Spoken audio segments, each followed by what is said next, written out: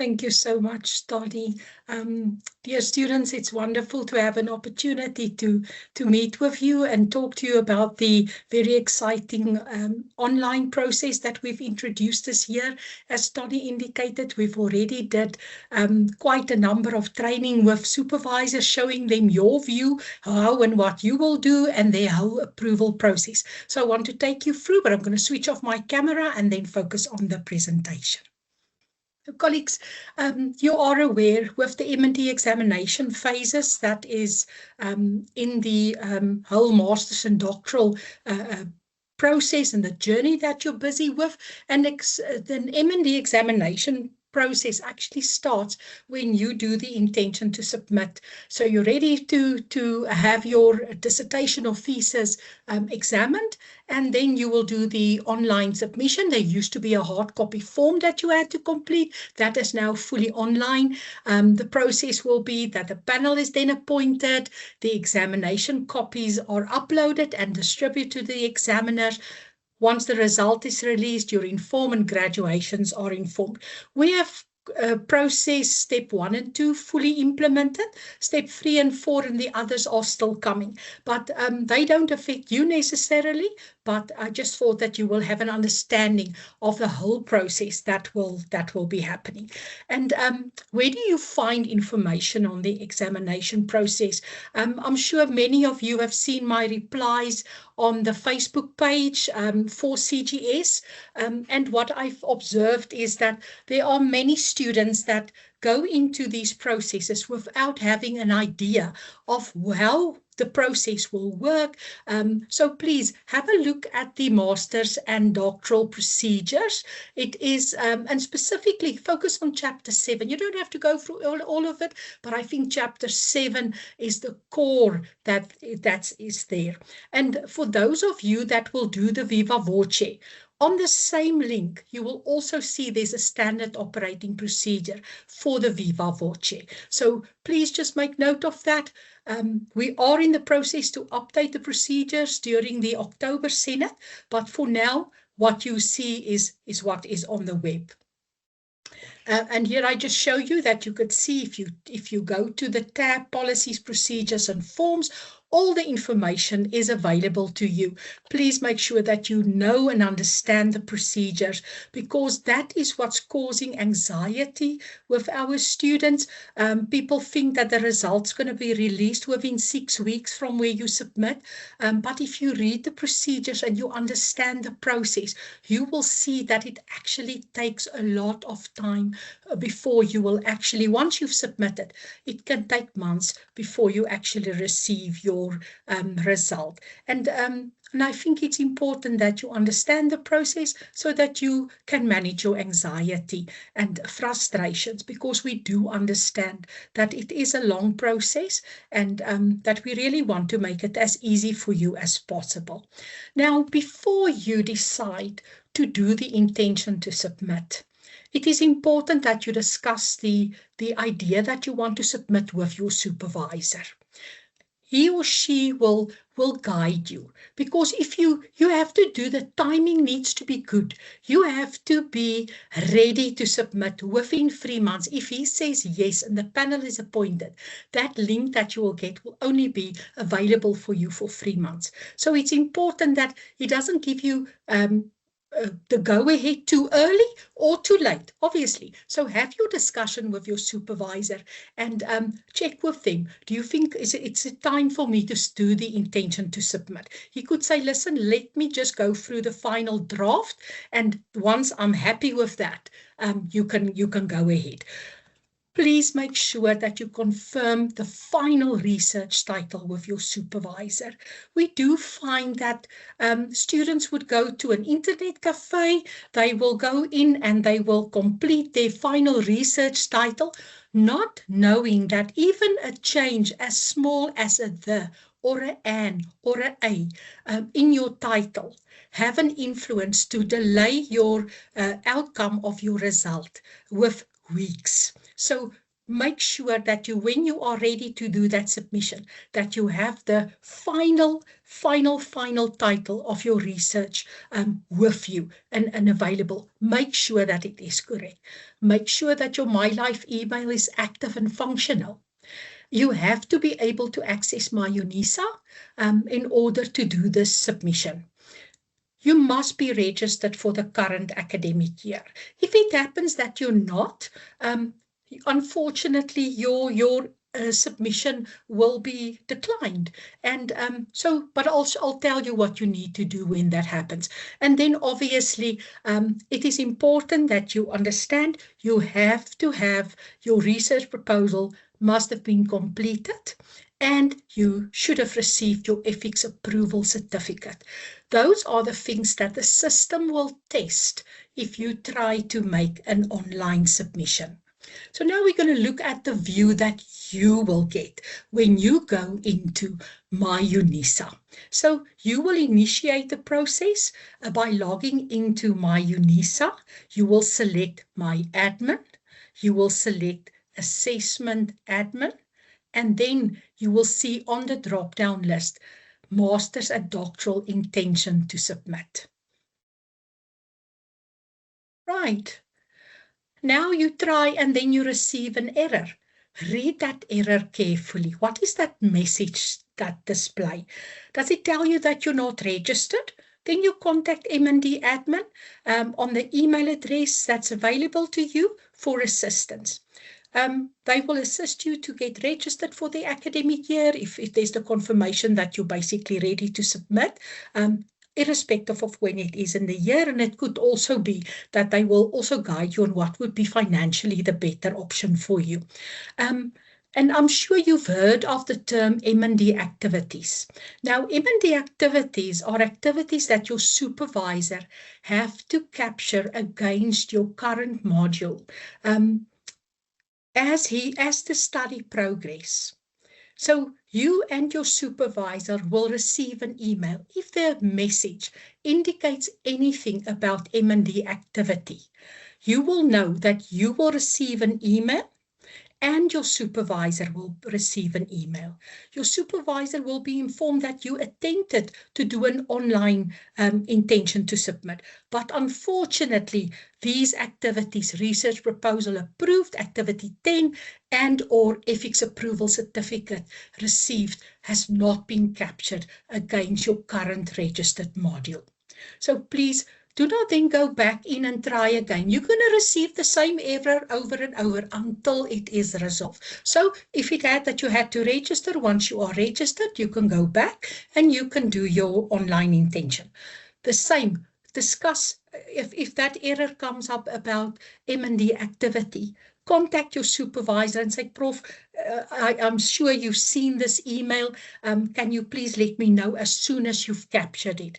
And once the supervisor captured, you can just after that go in and do the online submission.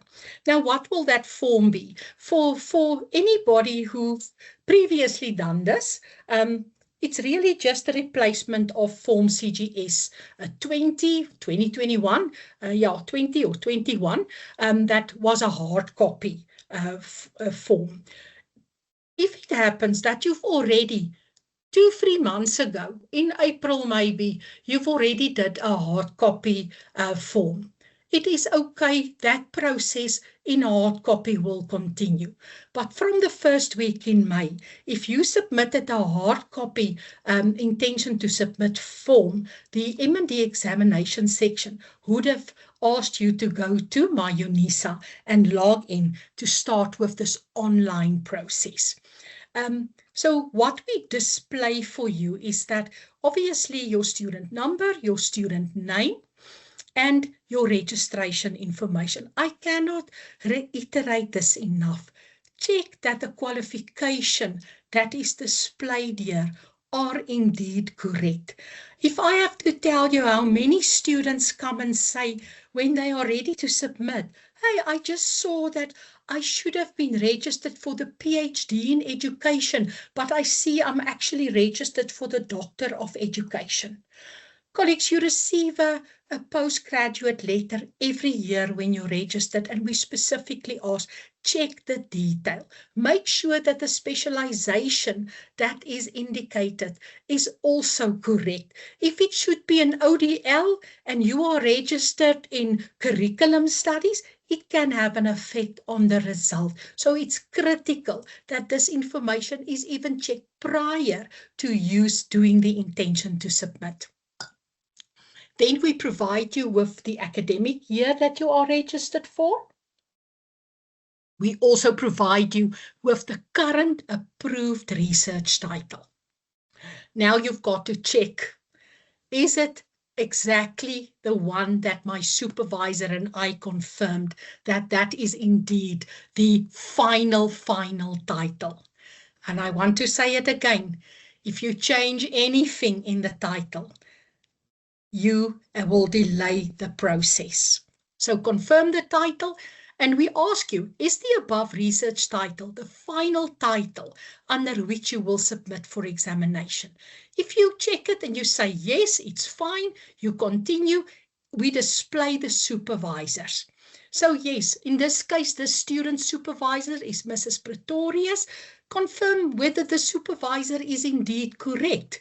Colleagues, we found many cases where students register and they have a contact person, and then later there's a supervisor approved, but in the meantime, the supervisor left UNISA, or the supervisor handed you over to somebody else, but the official capturing of that information, official approval, never reached the M&D admin section. So the database has not been updated. So you will have the opportunity, if you were supervised by somebody else, you will then indicate no. A block will open where you can then type in, your supervisor is now Mrs. Swanepoel and your co-supervisor is Professor Makua. So that is indeed what needs to happen. If the research title is not what was displayed here, then if you indicate no, the title will then display again, and you can then change that. So there at the top under the research module, you'll see the approved title, and this is the final title.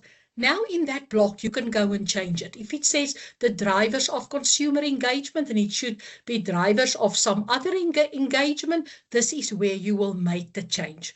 Also remember, if the title is not in English, you have to give an English translation in the second block, right? Small things that we remind you when you look at the title, and this is something that you need to know when you discuss with your supervisor on the final title. Your title should be in sentence case. We say please not use any abbreviations. If the title is not in English, provide an English translation that I've mentioned. Please to check the title for spelling errors and punctuation. Once the final title is approved, no final changes will be allowed. If you then make the change, it will delay the process. So the similar, if the supervisors are then also a no, the same block will open where you can indicate that. And then we actually ask you, you need to discuss your intention with your supervisor. Did you discuss it? And once you agree to that, you can submit. The option is obviously also there to save and resume later. We will touch on that in a second. So we've gone through the pages. What do you need to check before you submit? And I've mentioned it here that you registered for the correct qualification and specialization. Check your final title. Just go back to that slide. Check your final title. Check the supervisors. They must be 100% correct. The research title should be in sentence case. The example I used here, I am a South African citizen. This S and the A is in capitalized. Please don't go and capitalize every single word. It needs to be in sentence case. Check the spelling. You type fast and maybe there's 2 L's instead of 1. All of these things have an influence on delaying the process. Limit the use of abbreviations and acronyms. If it's a general almost want to say internationally accepted acronym like HIV/AIDS, by all means use it. But certain ones, if you think it's just very general, rather write it out and put the abbreviation or the acronym just in brackets. You have two options in the online platform. You may elect to save and return later. So it could be that you went in and you thought, oh, I didn't actually check the title with my supervisor. You can go save and return later, contact your supervisor, log back in, and then you can continue, and then you can submit your intention to submit. You will receive an automated communication. The system has been designed that as the process unfolds, you receive communication. We will acknowledge receipt of the intention to submit. We tell you in the data we've seen. I've been involved in M's and D's for the past 30 years, and then I'm sometimes so surprised to see people just read the first or the second sentence and then they leave the rest. And sometimes important things are almost right at the bottom. So just please go through the letter. Make sure that you understand what will happen. Is there any further information that we provide to you? Like in this one, we tell you the intention is only valid for 3 months. It is also important that the process, that you take note that the process can take 2 to 3 months before you will receive the link. It's not a case I submit and now I get a link and I can upload. You've got to unfortunately have a bit of patience, and I'm going to take you through the process so that you can understand why does it take so long? Why is these things so important? And I think it's important that we also understand it's not just a case of quickly things happening at UNISA. We're an accredited university. We have to make sure that everything is fair and that all the processes are compliant of the procedures. Then once you've submitted your intention, the M&D exam section will do quality assurance. They will check the title, they will check the supervisors. If you indicated a different supervisor, they will contact that supervisor. It's critical that we have the correct supervisor that is actually supervising you. Otherwise, the intention that we refer to them for approval will go to the wrong person. So you can understand why it's important that we then communicate with the supervisor, if it was somebody different, to just confirm that they are indeed your supervisor, update our records, and then we will be able to refer the application. Doctoral students, the M&D exam section will check. If you read the procedures, you would have seen that for a doctoral student, you have to be registered for at least 2 academic years before you may submit for examination. That is not a UNISA rule, that is a DHET rule. Now, why does it take so long? Now we're going to go through the internal approval process. The supervisor will receive automated communication to sign into my UNISA M&D exams. You will receive an automated response. The moment that the M&D exam section have done their quality assurance and they refer your application for the intention to submit to your supervisor, you will receive a communication that will tell you where it is in the process. Then you know it's now with my supervisor. So let's talk about the process flow. The supervisor, why are we sending it to him or her? For approval that you may submit, that they are 100% sure that you are ready to submit. They've seen the final drafts, they've seen your Turnitin report, everything is in place, and they will then say no. If they say no, it will come back to M&D examinations, and we will provide a reason for it. For example, that the supervisor would indicate, but he's still busy with the final draft. And that will most probably happen when there's a bit of lack of communication between you and your supervisor. So please try and make sure that your communication is well, that you do not get disappointed unnecessarily. Have an open discussion. Yes, you can if when they receive it, they can approve it. They are also required to provide a list of potential examiners for you and their CV. So that will also go. Once they approve it, they have to send that through to the departmental M&D coordinator or the chair of the department, depending on who is the next sign-off in the process. Now, the appointment of the panel is not just yes, yes, yes. There's a committee that review and discuss the CVs. They decide on the panel of examiners. If you go through the procedures, you would see there are certain criteria for our examiners. So it is important that there are compliance with these requirements as set out in the procedures. Then the department have to check. If they decide they're going to take examiner A and B, they first have to contact that examiner, check with them whether they are available. If you're going to submit within the next 3 months, that person must be available. And not that late just, oh, sorry, I'm going on leave. They can already tell them approximately when you're going to submit, and that person will say, but I am available and I am interested in being the external examiner. So that they check the availability. Then that examiner have to sign a confidentiality agreement, so that he doesn't go and tell other people about you and your studies and whatever. It is there for your safety and for ours as well. So they've got to sign a confidentiality agreement. They also have to do a declaration on conflict of interest. We have to have these forms in place. And many departments say, but they immediately, when I phone them or email them, they say, yes, I'm available. Then they send them these 2 forms to complete.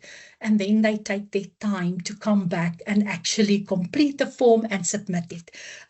Why are we doing the declaration of conflict of interest? I'll give you my own example. I did my MBL, and I am good friends with one of the professors in another department, not at GSPL.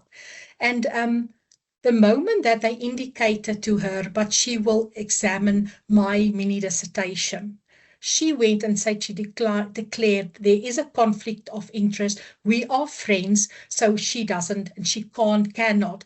Ethics does not allow her to then examine my mini dissertation. So they've got to confirm that they are not family, that you have not published with them, together with them, that they were not your supervisors in your previous study. So all of those conflicts need to be declared. So if there is some or other conflict, then the committee will also look at that and say, okay, it's not serious. Yeah, so those are the things that they look at. And then the M&D coordinator will then go, once that committee has taken that decision on who the panel of examiners are, then they would capture the NEC, it's nothing, your non-examining chairperson, and the external examiners, and they will compile college document requirements. Every college have their own requirements.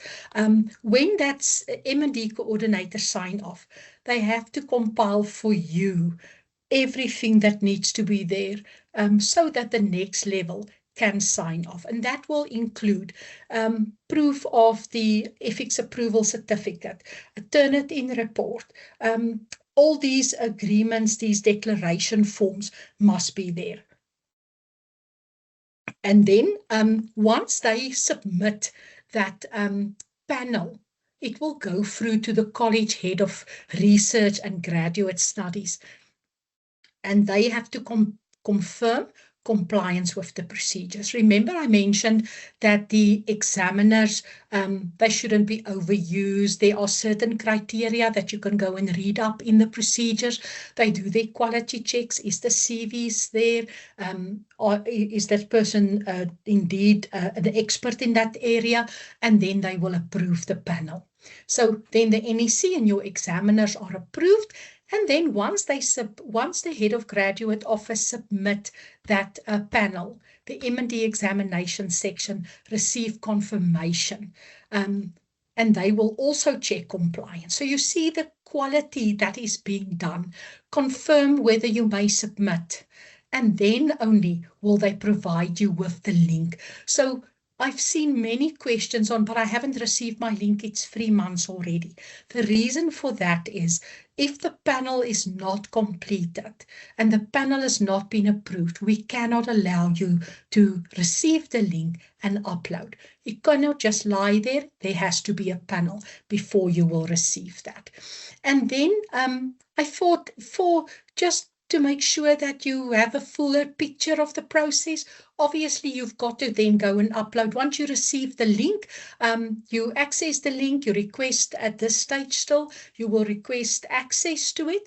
During Monday to Friday, the M&D exam section will give you access, you upload your documents. And once that happens, you have to ensure that you upload the following documents. There must be a signed declaration in the examination copies. If you send it with a blank, there's just a declaration and you haven't signed it, we will tell you to resubmit them. So please make sure in both the MS version that you have to upload and the PDF version that you've got to upload, that you actually sign the declaration. Then the complete Turnitin report. There are many questions on, should I not include the references? Should I put in the acknowledgement? Should I do this? Should I do that? Students, if your dissertation from the title page or your cover page to the last annexure is 73 pages as an example, your completed Turnitin report must indicate that you submitted 73 pages through the system. And again, I want to reiterate this, not just the front part with the percentage. You have to submit the complete Turnitin report. Very, very important. And then there should be a declaration or a certificate from a language editor. In some colleges, they are very strict on this. There must be a language editor. Other colleges or departments would say not necessary, and it also depends on your own level of a language. So please double check that also with your supervisor. But I must tell you, if I were you, I will always make sure that you have the language editor do it, and you know there's no issues with any grammar. And then the ethics approval certificate, critical. If you don't have it, you know that you were not supposed to go and gather any data. So it's critical that we can see that there was an ethics approval certificate. And then doctoral students. I think it was from 2020. You have to submit proof of at least 2 manuscripts that you have submitted to DHET accredited journals. Now, at this stage when you upload, if you don't have it yet, it is not a crisis. You just have to do it before graduation. But if you already have it, you can now upload it with your examination copies. Then we look at the internal processes. The M&D exam section will quality assure the uploaded documents. So if that Turnitin report is not correct, they will return it to you. Please go and re-upload. If you only uploaded an MS Word version and not a PDF, they will inform you. So it's critical. The moment that you've uploaded your documents, at least for the next 2 weeks, make sure that you access your MyLife email every single day to check if there was not communication from the resexcourt@unisa.ac.za email address on something that you've got to re-upload. It is a critical part. Remember, if that quality assurance failed, your copies are not distributed. But once the quality assurance has been done and you have complied with everything, then the copies are distributed to the examiners. The rules make provision for a master's degree. An examiner has 4 weeks to do the examination. And in the case of a doctoral degree, they have 6 weeks.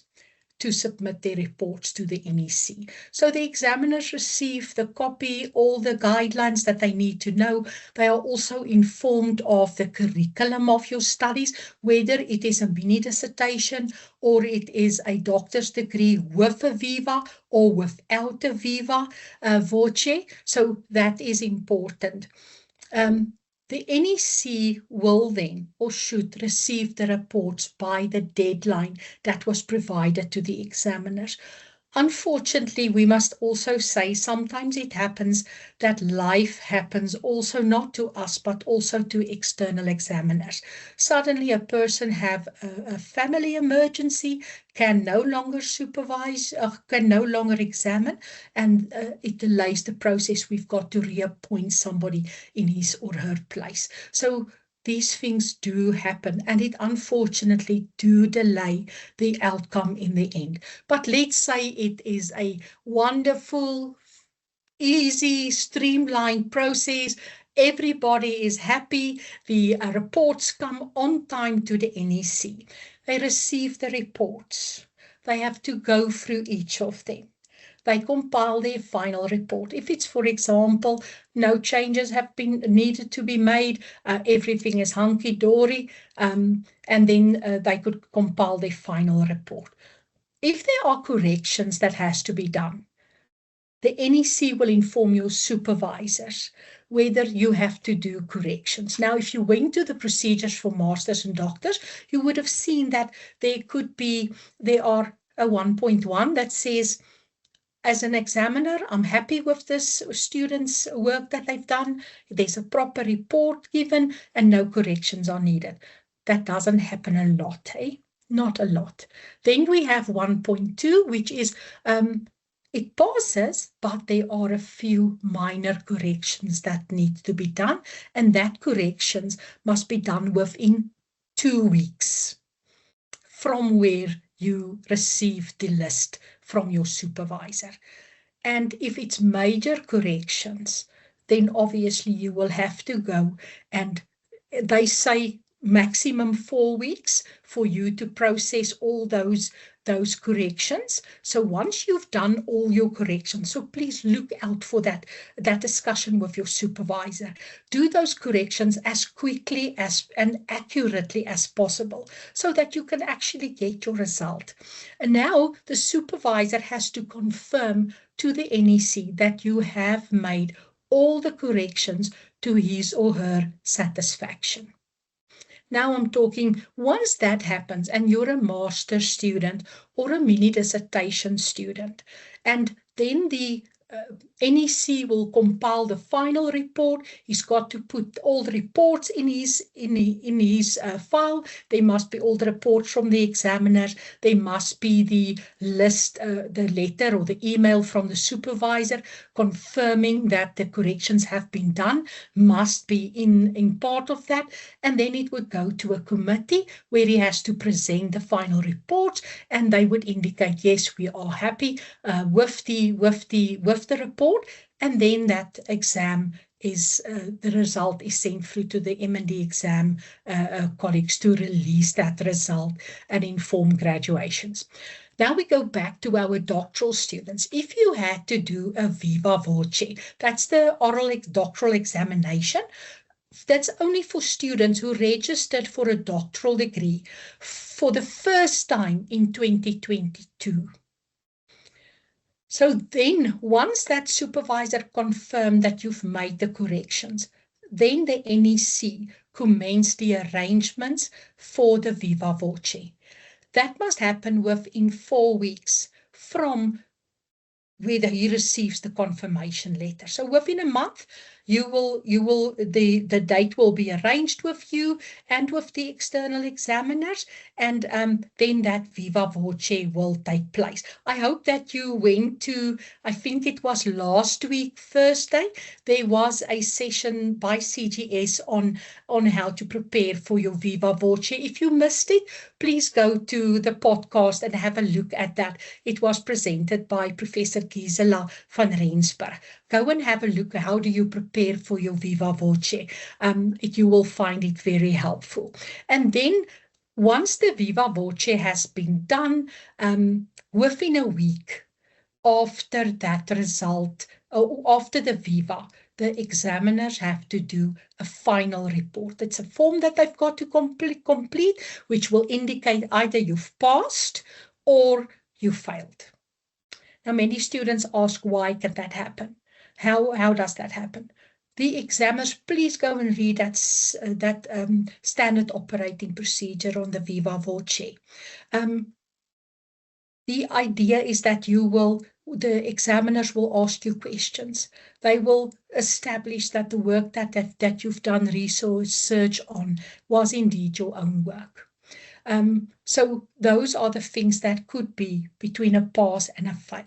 But please don't stress about it. Do what needs to be done. Read the procedures, read the standard operating procedures, and you will be so much more calmer if you actually know how that process works. Listen to that podcast on how to prepare for your Viva Voce.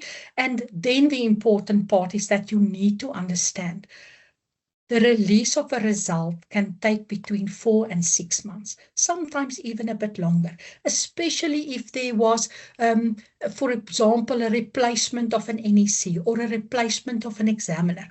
Those things, unfortunately, do have an impact on the release of the result. And then where do you direct your inquiries? And these are administrative inquiries regarding your examination. We'll go to that resexcourt@unisa.ac.za. Emails that you will receive about examinations will come from that email address. Check on the status of your intention to submit. If you submitted and it's already 2 months and you haven't heard, send them an email. Let them check for you where it is. They will tell you whether you should re-register and pay. They will inform you. If you're unsure, you can ask. And then also, what is the status of your result? And then I just want to mention something that I thought I did put in the presentation. If you are now registered for 2026, and you've already done your intention to submit, the question come up a lot. Must I re-register and pay for 2027? If you submit your examination copies, you upload them before the 28th of February 2027, you do not have to re-register and pay. If you submit a day after that, unfortunately, then you will have to pay for 2027 and re-register. I think that's an important note that you've got to make for yourself. Look at the procedures, look at when is the time to do your intentions. When are the submission dates? Those are guidelines. You as an M&D student can at any time submit. You can at any time submit your intention to submit. You just need to understand if you do your intention to submit at a certain time, there is a cutoff to ensure that you can graduate if all goes well in the what do they call it, the autumn period, or if it's later than the September graduation. So go and have a look at that in the procedures. I really want to urge you, and I cannot reiterate enough, understand the process before you actually start your intention to submission. And now I want to thank you for giving me the opportunity to take you through the process. You would see that when we did the presentation with your supervisors, we went through your view, each and every view. But for you, my thinking was you are interested in a part where you do the intention itself, what the process is that is followed, and when can you expect your result. I thought those were the ones that would have been most critical for you in the process.